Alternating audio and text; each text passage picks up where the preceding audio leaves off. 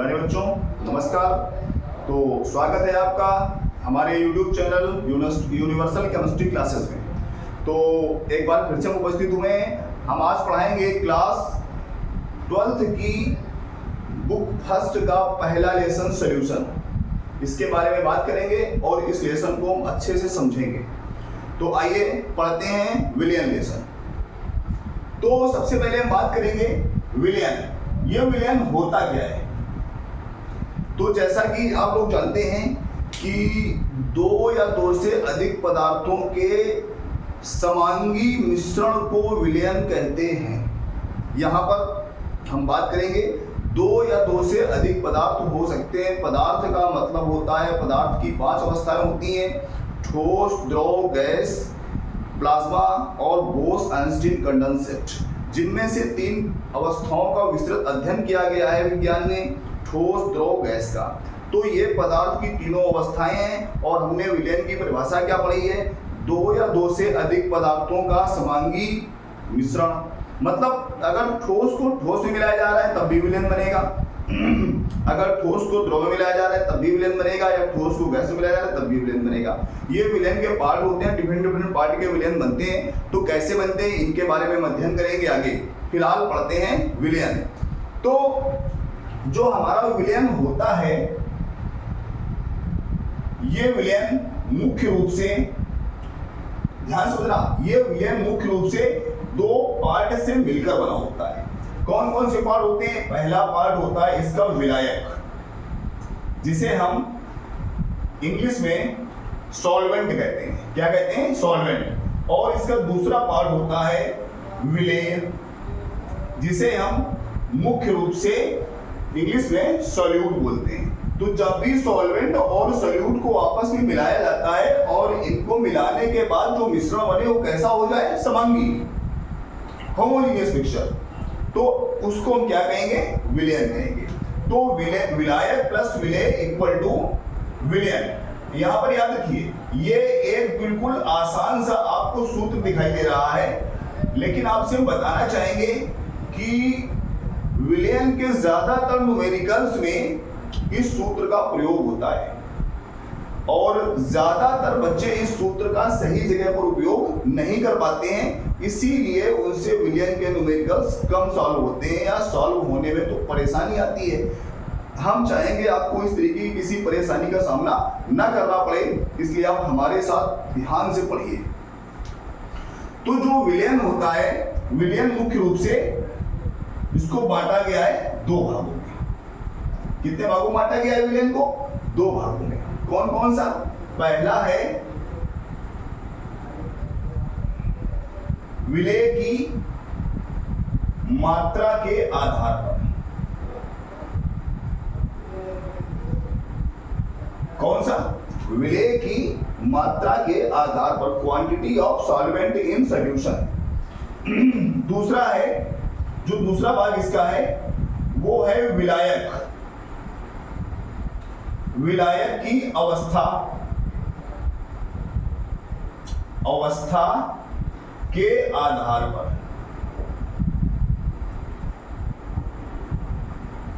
अब ध्यान दीजिए, विलयन के 2 भाग होते हैं। नंबर 1 विलेय की मात्रा, विलयन 2 प्रकार का होता है। नंबर 1 विलेय की मात्रा के आधार पर, नंबर 2 विलायक की अवस्था के आधार पर। इसको 2 भागों में बांटा गया है। तो जो विलेय की मात्रा के आधार पर विलयन होता है उसको हम क्या क्या कह सकते हैं? ये लिखे हुए हैं। इस प्रकार के विलयन को बांटा गया है 5 भागों में। कितने भागों में बांटा गया है? 5 भागों में। पहला भाग इसका है नंबर 1 सांद्र विलयन, इसे हम कहते हैं इंग्लिश में कॉन्सेंट्रेट सॉल्यूशन। दूसरा भाग है इसका तनु विलयन,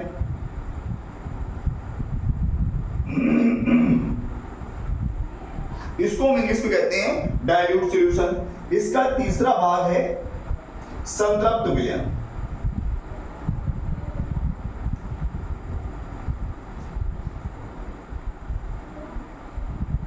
इसको हम इंग्लिश में कहते हैं सैचुरेटेड सॉल्यूशन। और चौथा भाग है इसका असंतृप्त विलयन।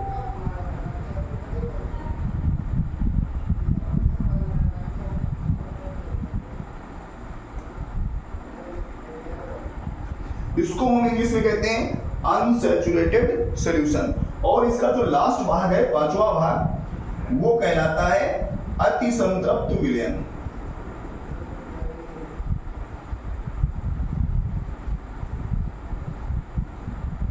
क्या कहते हैं इसको? अति संतृप्त विलयन, और इसको इंग्लिश में कहते हैं सुपर सैचुरेटेड सॉल्यूशन। तो आइए पहले हम विलयन के जो ये 5 भाग हैं जिनको विलय की मात्रा के आधार पर बांटा गया है, इनका अध्ययन करते हैं।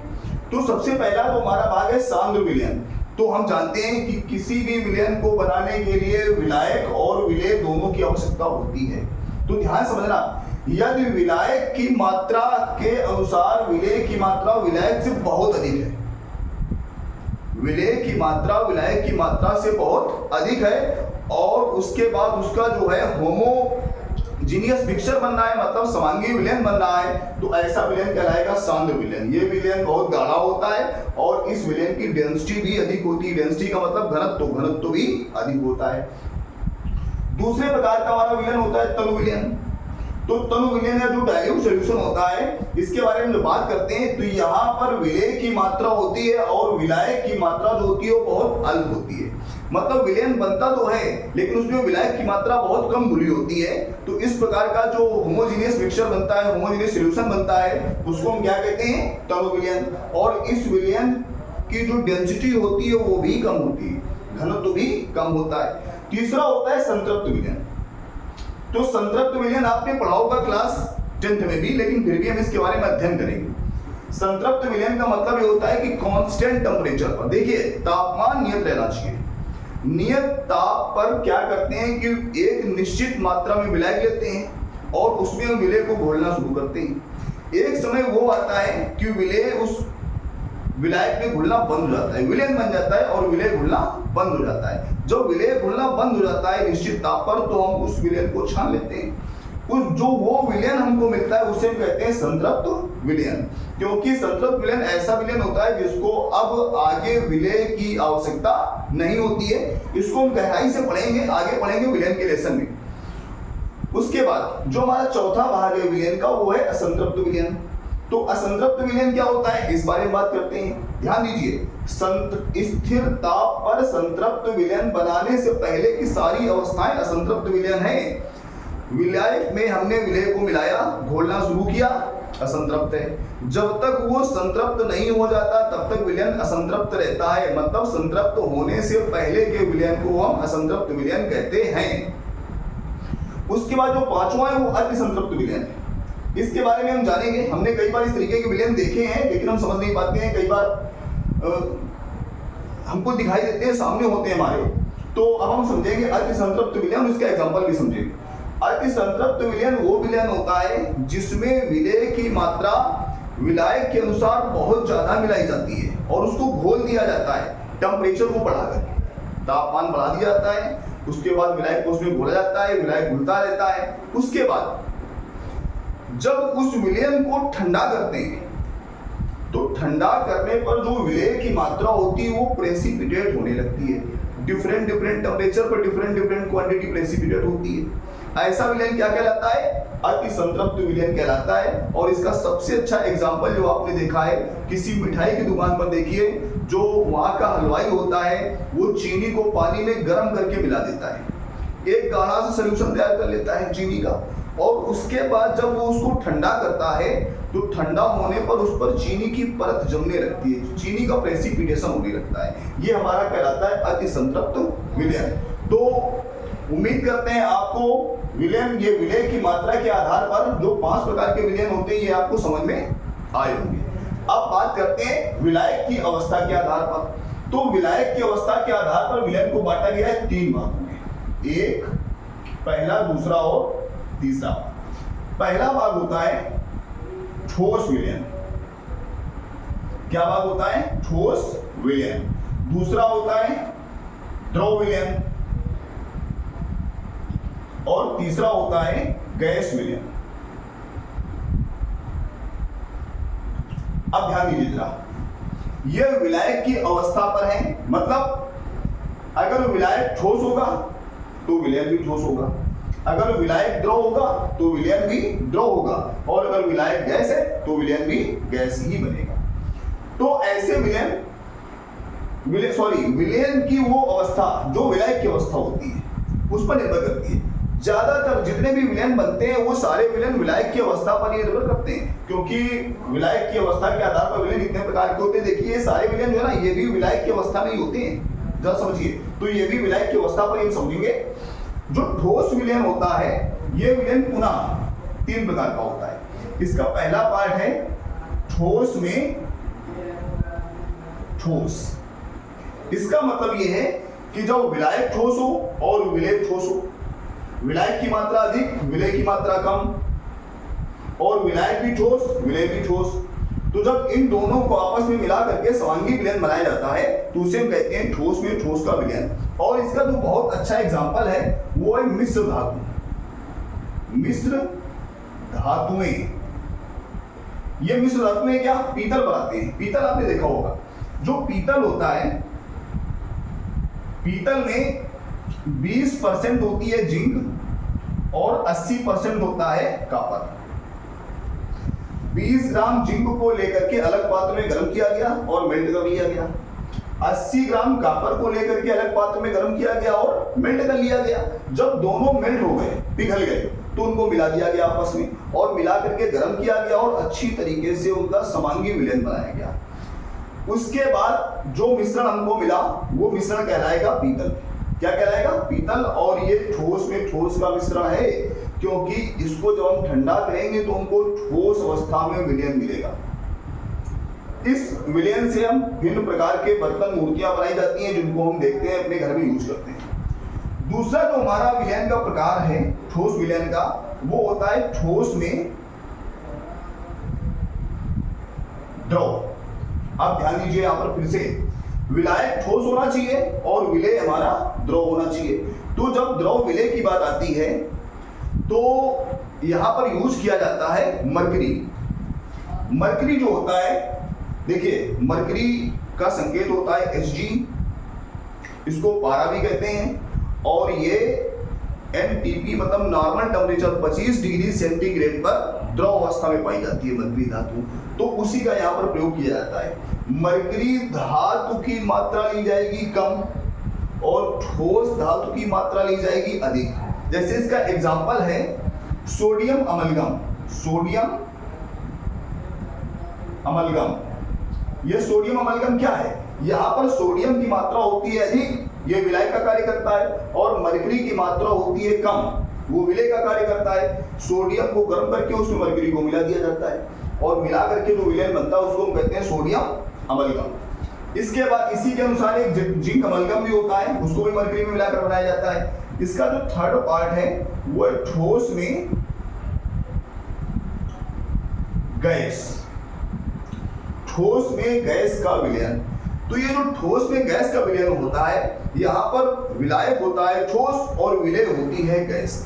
तो इसके बारे में हम थोड़ा बात करेंगे। देखिए जितनी भी संक्रमण धातुएं होती हैं, संक्रमण धातुएं, अधिकांश संक्रमण धातुएं जो होती हैं उनके जो परमाणु होते हैं उनका आकार बड़ा होता है। संक्रमण धातुओं के परमाणु का आकार बड़ा, ये आपस में इस तरीके से जुड़ी हुई है, किसी न किसी शेप और साइज में जुड़ी होंगी। इनके जो बीच का भाग होता है उसमें छोटे छोटे परमाणु पाइप हो जाते हैं, लाइक हाइड्रोजन या हीलियम जैसे, ठीक है ना। तो जितने भी गैप होंगे वहां पर पाइप हो जाएगा यहां पर।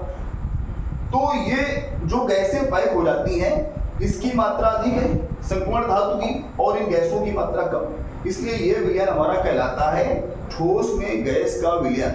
और ये ऐसे विलयन जो होते हैं, ऐसी जो धातुएं होती हैं, ये बहुत अच्छी अपचायक होती हैं, इनका ऑर्गेनिक केमिस्ट्री में बहुत उपयोग होता है। तो आइए लिखते हैं इसका एग्जांपल। इसका एग्जांपल है पैलेडियम का H2 अधिशोषण।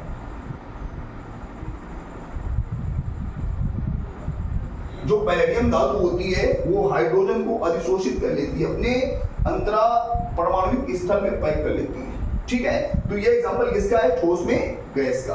अब हम बात करेंगे दूसरे प्रकार के विलयन का, द्रव विलयन। तो जो द्रव विलयन होता है वो भी हमारा 3 प्रकार का होता है। कितने प्रकार का? 3 प्रकार का। पहला होता है द्रव में ठोस। क्या होता है? द्रव में ठोस। एक मिनट के लिए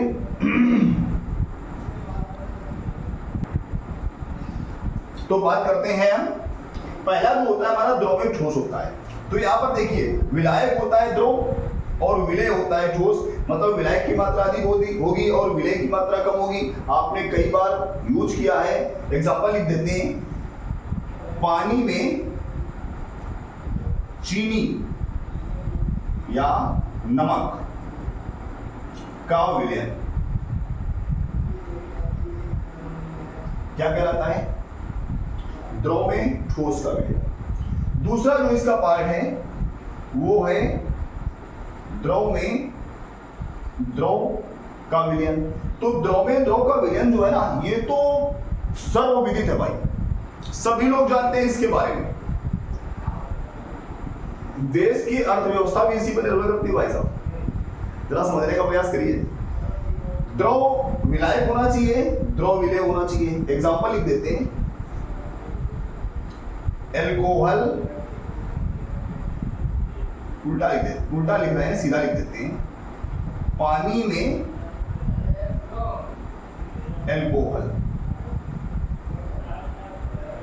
समझ तो गए होंगे आपको। पानी में एल्कोहल मिला करके फिर पीते हैं कई लोग, ठीक है। दूसरा एग्जांपल इसका है जो तुम्हारी किताब में, एनसीईआरटी की किताब में क्वेश्चन दिया गया है, उसी का एग्जांपल लिखे दे रहे हैं, बेंजीन प्लस टॉलुइन। द्रव में द्रव का विलयन। जो तीसरा एग्जांपल है इसका वो है द्रव में गैस। द्रव में गैस का विलयन। तो देखिए विलायक होना चाहिए द्रव और विलय होना चाहिए गैस। देखा एग्जांपल आपने, बहुत बार देखा है, यूज भी करते हैं, हो सकता है आज भी यूज किया हो सकता है कई लोग तो रखे होंगे साथ में अपने। चलिए बात करते हैं। इसका एग्जांपल होता है शीतल पेय। शीतल पेय, शीतल पेय को इंग्लिश में कहते हैं कोल्ड ड्रिंक। सभी लोग पीते हैं, मेजॉरिटी ऑफ द पर्संस। चलिए बात करते हैं। तो इसमें क्या होता है, शीतल पेय में कार्बन डाइऑक्साइड गैस होती है और पानी में घुली होती है। इसके बहुत से न्यूमेरिकल्स हैं आपके किताब में ही, तो न्यूमेरिकल्स पढ़ेंगे आगे जब लेसन पढ़ेंगे, टॉपिक पढ़ेंगे। अब हम आते हैं तीसरे पार्ट में। तो तीसरा पार्ट है गैस विलयन। तो गैस विलयन का मतलब क्या होता है, जहां पर विलायक गैस हो, जहां पर विलायक गैस हो और विलय कोई भी हो सकता है। तो देखते हैं, पहला पार्ट है इसका गैस में ठोस। गैस में ठोस। अब देखिए गैस में ठोस का मतलब क्या है, विलायक गैस हो और उसमें ठोस घुला हुआ। इसका बहुत अच्छा एग्जांपल जानते हो क्या है बच्चों? इसका बहुत अच्छा एग्जांपल आता है धुआं। क्या आता है?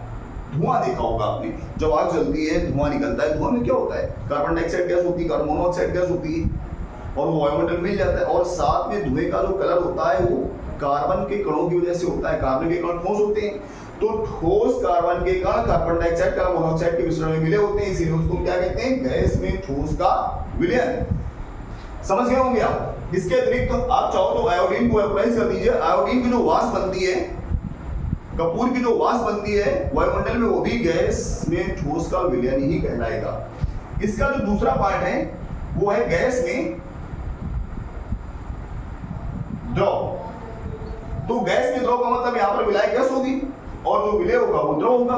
गौर करिए, सर्दियों के मौसम में जब हम सुबह कहीं पर जाते हैं तो क्या होता है कि कोहरे की वजह से हमको विजिबिलिटी कम हो जाती है, कम दिखाई देता है, कोहरे की वजह से दूर तक नहीं देख पाते हैं। तो कोहरा है क्या, वायु में जल की छोटी छोटी वाष्प की बूंदों का मिश्रण होता है, समांगी मिश्रण। इसीलिए क्या कहेंगे उसको हम, गैस में द्रव का विलयन। तो यहां पर हम एग्जांपल क्या लिखेंगे, कोहरा। जो कोहरा है फॉग वो गैस में द्रव का विलयन है। और जो इसका तीसरा पार्ट है वो है गैस में गैस का विलयन। गैस में गैस, तो गैस में गैस तो आप जानते होंगे भाई साहब, जो वायु है, क्या है, वायु। ये वायु खुद गैस में गैस का विलयन है, क्योंकि वायु में नाइट्रोजन की मात्रा होती है 78%, ऑक्सीजन की मात्रा होती है 21% और CO2 होती है 0.3% और शेष अन्य गैसें भी होती हैं। तो वायु क्या हो गया, गैस में गैस का विलयन बन गया। तो प्यारे बच्चों, विलयन का जो वर्णन था, वर्गीकरण था, वो हमने कर लिया। अब विलयन का जो दूसरा टॉपिक आता है, अगला टॉपिक, वो आता है विलयन का मापन। अब मापन का मतलब ये होता है विलयन को मापेंगे कैसे। तो देखिए, विलयन को मापने के लिए बहुत सारी विधियां हैं, बहुत सारे सूत्र हैं, और हम सारे सूत्र, सारी विधियां पढ़ेंगे। लेकिन हम आपसे रिक्वेस्ट करेंगे कि आप मेरे इस चैनल को लाइक करिए, सब्सक्राइब करिए और अपने उन दोस्तों को शेयर करिए जो आपके दोस्त हमसे ऑफलाइन नहीं जुड़ सकते हैं, हमारी कोचिंग पर नहीं आ सकते हैं। फिलहाल विलयन के मापन के लिए जो हम सूत्र पढ़ेंगे, उन सूत्रों को, उन परिभाषाओं को समझने के लिए आपको विलयन की जो ये अवस्थाएं हैं, ठोस विलयन, द्रव विलयन, गैस विलयन, इसको बहुत अच्छी तरीके से समझना है। इसलिए रिक्वेस्ट है आपसे, इन अवस्थाओं को अच्छी तरीके से तैयार करिए, क्योंकि इसका जो अगला वीडियो हमारा होगा विलयन के मापन का, वो इन्हीं अवस्थाओं पर ही निर्भर करेगा। ठीक है, तो उम्मीद करेंगे आपको समझ आ रही होगी। Okay, thank you.